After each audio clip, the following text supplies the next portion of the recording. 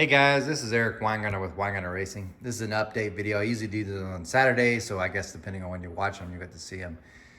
But it's Friday evening. I just got back from the dyno, so I thought I would give you some updates. Not too much details. I actually want to make a more in-depth videos because I really do need to recoup some of the money from the dyno sessions, and also just some other stuff that the cost of doing all this stuff. But I'd like to share some of it with you anyway.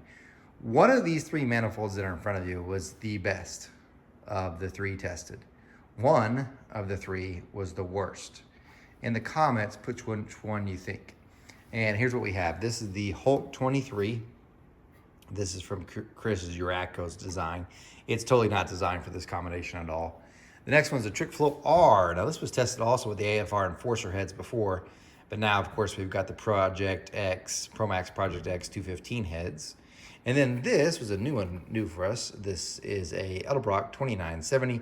It's a Super Victor, but it is the Dominator one. They're all stock. There are no modifications done to any of them, besides just bolting them on. So the engine did change, obviously. We went to the ProMax Project X 215 heads, but beyond that, nothing else has changed. So take a guess which one you think is best. But let me just kind of give you a rundown, and I'll talk more about this stuff later. There was a crack in the block. So when I went to go change the head, there's a crack in the deck, and it's a pretty good one. When I do that video, you see what I mean, but it's good. And that's what I mean. I need to earn some more money back, because the chances are, I don't know how much testing I'm gonna get done with that block before it decides it's gonna really leak. But I found a pretty good crack, and right at the deck surface. My fear was it was gonna get water in the cylinder, but you know what? In for a penny, in for a pound. So went ahead and went through the whole test. It got no water in the cylinder. Everything was fine. The only disadvantage was getting water up top through the studs. But we'll talk more about that in the other video. But not bad. We just took the pressure off the system. At that point, it was just small drips, nothing major. But made it through. 20 pulls, really good. It crested 600 horsepower. Nice combination. They ended up doing really well. But thought I'd share that with you. What all stuff got tested was, besides these three manifolds, there were two others that were tested. There's the Victor Jr. that we used with also the AFR Enforcers. And you might remember that was actually the best manifold with the AFR Enforcers. And the other one that was tested was the AFR 4810. It's the lower profile AFR single plane intake manifold, and tested it. So all those and this got tested. And I also tested a couple other things I'll tell you real quick. This is probably one of the weirdest carb spacers, and I can't wait to talk more about it. But what it is, it's a carburetor isolator. They don't make them anymore. I got this from Comp Cams when they were discontinuing these for like 30 bucks. And unfortunately, I got rid of one. I should have kept both of them. But essentially what it does is there's this rubber piece that goes all the way through and acts as the gasket. It's supposed to isolate the carburetor, because the carburetor sits up here, and it's supposed to isolate it from any vibrations from the engine. And it's supposed to keep the air out of fuel and hence make more power. It may do that better on the track, but I'll go ahead and tell you on the dyno, I didn't see that much of a difference. But I can't wait to talk more about that. That's a weird one. We also tested a 2-inch spacer versus a 1-inch spacer tapered on this deal. And also, we tried the 4150 on this, but it's a weird deal. We used HVH makes a great tapered 4-hole spacer. I don't have it. I let someone borrow it. I never got it back. So we use the 2-inch, where it's a 4500 to 4150, and then we use on top of that the 4-hole AFR tapered spacer. So a total of 3 inches spacers with the 4150 thousandths of carburetor.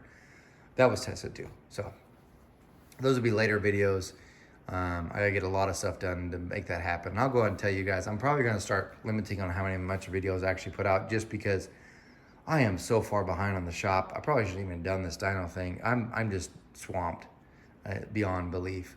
And part of that's trying to dick with this, just because I want to get it to where it actually starts, so I can get it to move out of the shop, because it's kind of a pain.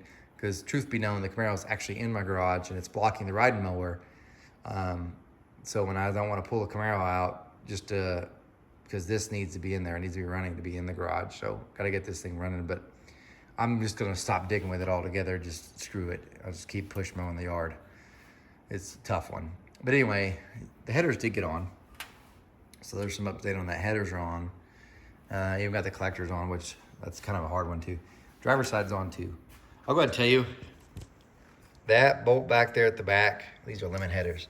all the way at the back, which you can't see because of the lighting. But the very back header for that tube on that side, holy cow. I spent more time with that than most of any of the other stuff. The truck itself is close to starting up. I just really do not have time. If I had solid 8 hours to work on it, I could actually get it running, get it right on out of here. I don't have that. I'm just too busy working on stuff in the shop. But I thought I'd show you that. So yeah, headers are on. That's good. I know somebody's like, aren't you worried about the air filter being so close to the header tubes? Absolutely. Even though I got them wrapped, absolutely. Eventually what it's going to have done is someone's going to make, the guy that did some of the chassis stuff, he's going to make this ducting thing. It's going to go up here. And we're going to put a big old square box here with a square filter. So when the cow sits over, it pulls fresh air and goes into here instead of like this. But for now, this is it. Because I don't need another complication on my platter. Plus I need to save for a new block, it looks like. So anyway, there's your update, what's going on with that. Guess which one you think did the best and guess which one did the worst. It was a pretty exciting day, I'll say that. Every time I go, it seems like I learned something. I thought I knew was wrong. So, but anyway, probably won't be a video tomorrow. I don't know when I'll get an in-depth one on this to give you all the results. But whenever I find time, I'll get that out. But you guys, remember, I'm no Superman. You guys take care.